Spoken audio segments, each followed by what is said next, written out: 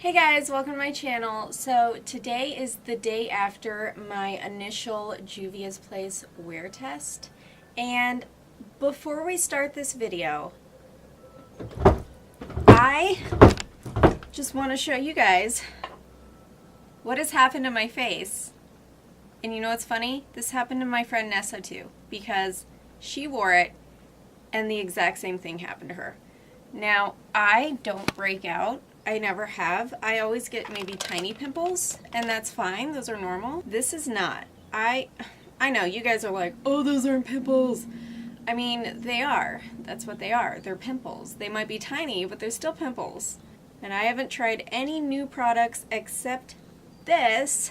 So what I'm going to do for the wear test is I'm actually going to do Juvia's Place on the side that does not have pimples to see if I'm right. And I have 1, 2, 3, 4, 5, 6, 7, 8, 9. Did I see that one? Did I see this one right here? 10. 9 or 10. Tiny little pimples all in this area, which was all like my problem area during my wear test. I'll go ahead and link that above if you guys are interested and you have dry skin, or you know, if you guys are just interested in general. So what I'm going to do today is I'm going to do Juvia's Place on this side with its own sponge, and I will be doing my Holy Grail 420 Loreal Infallible on this side with all the current breakouts, because I know this does not break me out. So if I get any new breakouts on this side, it is because of the Juvia's Place. And the color for my Juvia's Place foundation is Vienna, and I do have the color 23 for the concealer. And for color wise, you know, to put them together, I'm actually going to be bringing in my L'Oreal Infallible concealer in Eggshell. They are very similar. This one is a bit lighter, but oddly, this one looks lighter when it dries. This one looks a little darker when it dries, even though they look different in the tubes. So what I'm going to do is I'm going to apply my foundations half and half. It is now 8:30, so I'm going to come on with a fresh face with all my makeup on, my powder, so you can see exactly how it is sitting on my skin once the makeup's on, and then I will come back. I'm going to try 5 again so we can get a nice wear test in as well.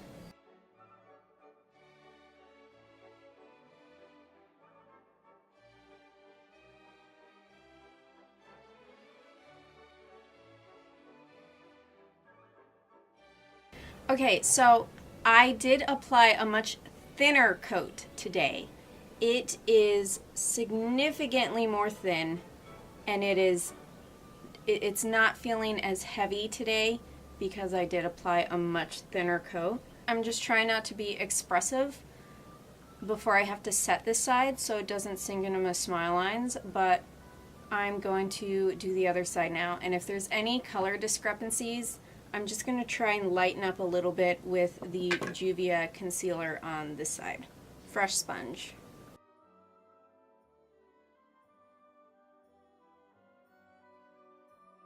This side has more of the yellow that is in my natural skin tone, which is why it's my perfect shade. But like, that's my perfect color is 420. This one is looking definitely more neutral pink, I would say. Yesterday, against my actual skin tone though, it did look orange. But for the most part, I think I'm just going to brighten up this side slightly so it doesn't look too mismatched. I think this might bring in a little bit of lightness. You see how similar those colors are? They're pretty similar. So that's why I'm doing my wear test with this today. This did immediately like disappear. It did like go somewhere. I don't know where it went, but it like completely disappeared. So I'm gonna make it a little tacky and then blend it out because I feel like it'll be a little bit more of a thicker coverage at that point. And then what I'm going to do is, after I blend this out, immediately set everything and then come back on with all of my makeup so you can see exactly how it's sitting. If you can hear my children downstairs. Mom life.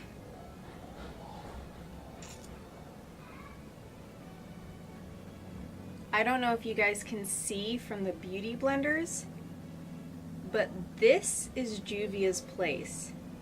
This is my L'Oreal Infallible. Can you see how thick this is?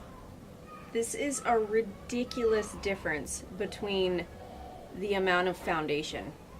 Alright, let's blend these out. Let's hope this doesn't disappear.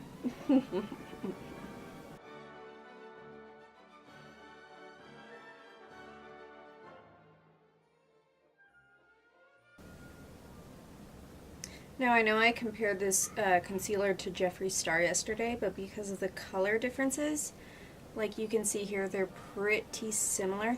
Do you remember how I said this one was lighter? It's definitely lighter than this one, even though it looked lighter on the Juvia's Place bottle formula than this one did. I'm going to set this, come back on with the rest of my makeup, and then we will go ahead and zoom in real close and see how everything is sitting on both sides.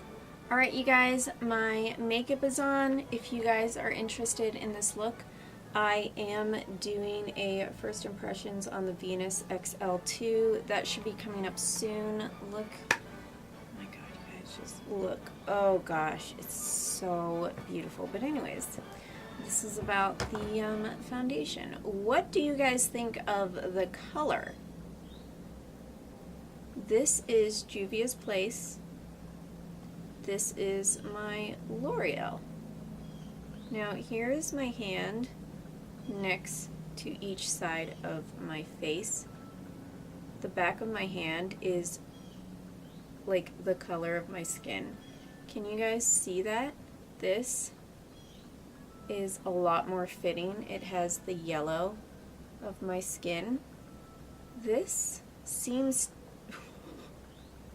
I don't know. You guys can choose. I think this side right here, the Juvia's Place, does not have the same undertone as my L'Oreal. It's about 9:15, and from what I can see, I do have my smile lines like normal. Those just never end. And as of right now, both sides seem to be even with each other. One isn't worse than the other. Cakey wise, I exfoliated the crap out of my skin.